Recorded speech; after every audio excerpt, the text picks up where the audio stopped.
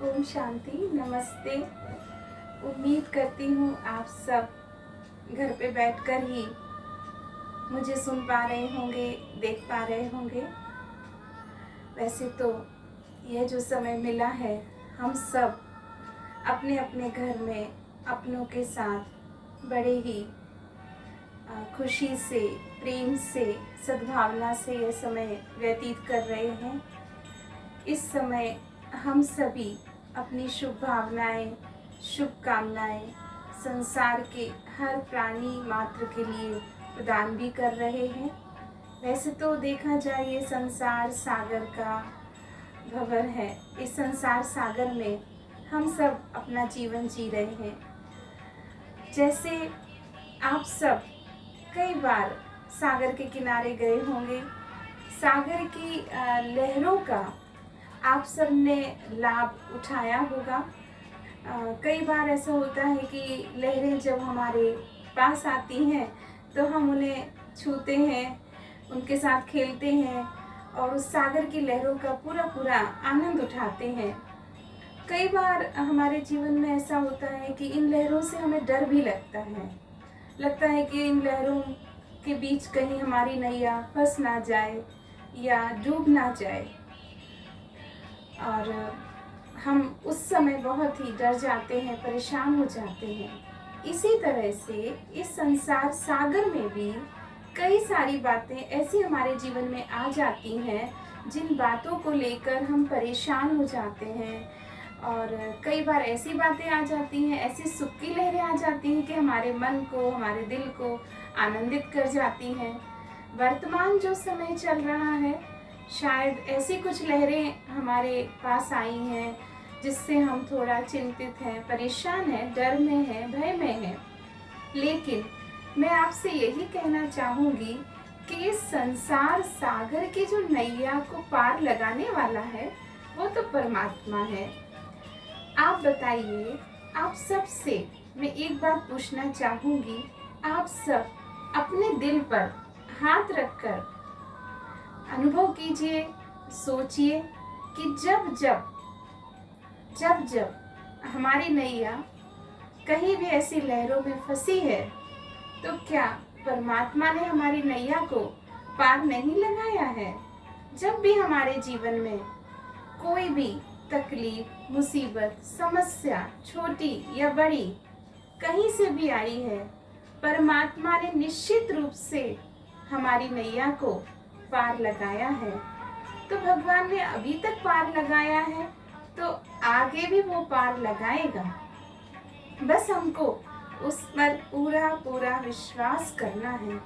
आपको ये जो समय मिला है, आप थोड़ा सा समय निकाल कर प्रभु के साथ बातें कीजिए, प्रभु के साथ प्रेम कीजिए, प्रकृति के साथ प्रेम कीजिए, अपने परिवार वालों के साथ प्रेम कीजिए। इस समय अगर हम सब चाहें तो अपने जीवन को एक सुंदर रूप प्रदान कर सकते हैं।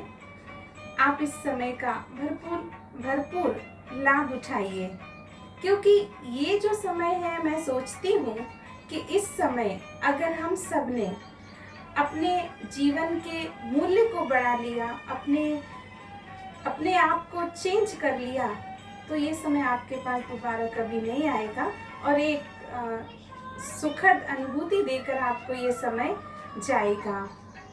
एक छोटी सी बात मैं आपके साथ शेयर करना चाहती हूँ कि एक बार एक सागर में एक नाव जा रही थी। कुछ लोग उसमें बैठे हुए थे, भांति भांति तरह के लोग थे। कोई उसमें डॉक्टर, कोई इंजीनियर, कोई बैरिस्टर, कोई वैज्ञानिक, कोई संत महात्माएं भी थे। उनको इस पार से नाव में उस पार जाना था, और जो नाविक था, नाव चलाने वाला, बड़े प्यार से सबको लेके जा रहा था। नाव चलती जा रही थी, लहरें उठ रही थी, सब बातें करते हुए खुशी खुशी से सागर से धीरे धीरे पार हो रहे थे और उनकी बड़ी सुंदर वार्तालाप चल रही थी। संत महात्माएं अपने शास्त्रों की बातें कर रहे थे, वैज्ञानिक अपने विज्ञान सत्ता के बारे में बात कर रहे थे, डॉक्टर्स अपनी मेडिकल साइंस के बारे में बात कर रहे थे। सब अपने अपने क्षेत्र के जो विशेषज्ञ थे, सब अपनी अपनी तारीफ और अपनी अपनी बातें और बड़ाई करते हुए जा रहे थे। इतने में संत महात्मा ने जो नाविक भैया थे उनसे पूछा, भैया आपको धर्म का, शास्त्रों का कुछ नॉलेज है? तो नाविक भैया बोले, महात्मा जी मुझे तो कोई ज्ञान नहीं है, मैं तो अपना ये सीधा सच्चा काम करता हूँ, सबको इस पार से उस पार लगाता हूँ। महात्मा जी ने बोला, भैया तुम्हारा तो जीवन आधा बेकार है, तो तुम्हें शास्त्रों का ज्ञान नहीं है। डॉक्टर साहब ने पूछा, तुम कुछ मेडिकल साइंस के बारे में जानते हो? दुनिया ने कितनी तरक्की की, कितनी आज मेडिकल की सुविधाएं उपलब्ध हो गई हैं, नई नई तरह की मेडिसिन आ गई हैं। बोला, नहीं साहब मैं तो कुछ भी नहीं जानता हूँ। इसी तरह वैज्ञानिक भैया भी बोले कि आप मैं विज्ञान के बारे में जानते हो, नई नई टेक्नोलॉजी आ गई है, इतनी दुनिया ने नई नई इन्वेंशन कर ली है। बोले, नहीं साहब मुझे तो कुछ भी नहीं पता है, मैं तो कुछ भी नहीं जानता हूँ। तो डॉक्टर साहब और वैज्ञानिक सभी ने कहा कि महात्मा जी सही कह रहे थे, तुम्हें कुछ नॉलेज ही नहीं है, तुम्हारा तो आधा जीवन बेकार है। नाविक ने कोई जवाब नहीं दिया और प्यार से अपनी नाव चलाते चलाते उन सभी को और आगे पार लगा रहा था, ले जा रहा था। इतने में अचानक क्या होता है कि उस सागर में लहरें तेज उठने लगती हैं और अभी सभी को अंदर से डर लगने लगता है। जैसे जैसे लहरें तेज होती जाती है, सबके मन भी डोलने लगते हैं, नाव भी हिलने लगती है, मन की भी अवस्था हिलने लगती है। अभी इन सबको डर लगता है कि कहीं नैया डूब ना जाए, नाव डूब ना जाए। तब नाविक उन सभी से पूछता है कि आप सब बताइए, आप सबको तैरना आता है? किस किस को तैरना आता है? उन लोगों ने कहा, हमें तो किसी को भी तैरना नहीं आता, तुम्हारे हाथ में हमारी जीवन है, तुम ही हमको पार लगाना। तो नाविक ने कहा कि मुझे तो आप सबका जो क्षेत्र का ज्ञान नहीं था, आप सबकी जो बड़ी बड़ी सत्ताएं हैं उनका ज्ञान नहीं था, तो मेरा तो आधा जीवन बेकार था। पर मुझे ऐसा लगता है कि अभी आप सबका जीवन पूरा ही पूरा बेकार है।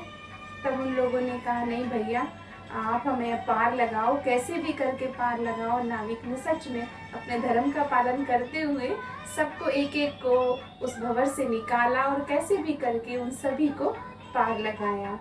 स्टोरी का मतलब यही है, मैं आपसे यही कहना चाहती हूँ कि भगवान हमारी नैया को पार लगाने वाला है। भले आज हम सब ने कितना सारा भी अपने ऊपर बाहर का आवरण ले रखा है, बाहर का नॉलेज हमारे पास है, बहुत सारी नई नई टेक्नोलॉजी है, बहुत सारी चीज़ें हमारे पास है, सुख साधन संसाधन सब कुछ है, लेकिन आज देखिए सब कुछ फेल हो गया है। इसीलिए आप अपने व्यवहारिक ज्ञान को, अपने व्यवहार को बहुत अच्छा बनाइए। आप अपने परिवार के साथ हैं, अपनों के साथ हैं, आप थोड़ी देर अपने पेरेंट्स के साथ, भले आप आयु में बड़े हैं, बूढ़े हैं, फिर भी अगर आपके ऊपर आपके माता पिता की छत्र छाया है तो उनके छत्र छाया का लाभ लीजिए। आप अपने बच्चों के साथ एंजॉय करिए। आज जो भी आप अपने परिवार में हैं, अपने रिश्ते में और भी ज़्यादा मधुरता ला सकते हैं, और भी ज़्यादा मिठास ला सकते हैं, अपने रिश्तों को और भी अपने व्यवहार से अच्छा बना सकते हैं, ताकि हमारे जीवन की नैया पूरी तरह से पार हो जाए। इन्हीं शुभ आशाओं के साथ कि आप सब अपने घर में रहेंगे, सुरक्षित रहेंगे, प्रेम से रहेंगे और अपने जीवन को प्रेम से भरपूर करते हुए दूसरों को भी प्रेम लुटाते रहेंगे और इस लॉकडाउन का पूरा पूरा लाभ उठाएंगे। तो मेरा लास्ट में फिर से यही कहना है, घर में रहिए, सुरक्षित रहिए, प्रेम से रहिए। ओम शांति। शुक्रिया।